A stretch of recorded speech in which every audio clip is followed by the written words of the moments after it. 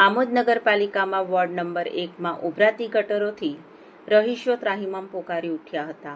આમોદ નગરપાલિકાના સત્તાધીશોને વારંવાર રજૂઆતો છતાં પરિણામ નહીં મળતા સ્થાનિક રહીશોએ પાલિકા કચેરી બહાર ધરણા કરવાની લેખિત રજૂઆત કરી હતી।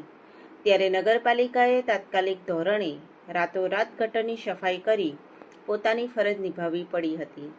આમોદ નગરપાલિકાના માજી પ્રમુખ સાજિદ અલી રાણાએ આક્ષેપ કર્યા હતા કે ઉપપ્રમુખનો વોર્ડ હોવા છતાં ઠેર ઠેર ગંદકીનું સામ્રાજ્ય જોવા મળી રહ્યું છે।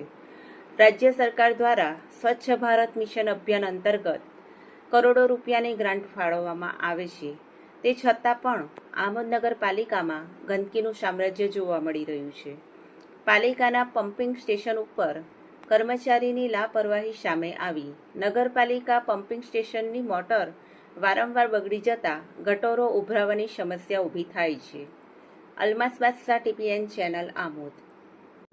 નગરીમાં ભૂગર્ભ ગટરનું ગંદુ પાણી જાહેર રસ્તા પર આવે છે, એ બાબતે અમે વારંવાર આમોદ નગરપાલિકાને લેખિતમાં તેમજ મૌખિકમાં જાણ કરેલ હોવા છતાં આ જાડી ચામડીના અધિકારીઓનું પેટનું પાણી હાલતું નથી। ના છૂટકે હવે અમારે આત્મવિલોપન કરવું પડશે એવું અમને જણાઈ રહ્યું છે। જે હું એવું કહેવા માગું છું કે ચીફ ઓફિસર સાહેબ અને SI સાહેબ એક દિવસ હું એમને મારું ઘર ખોલી આપું અને અહીંયા બેસી અને વહીવટ કરે તો એમને ખ્યાલ આવે કે આ પુરસા નગરીની હાલત કેવી છે।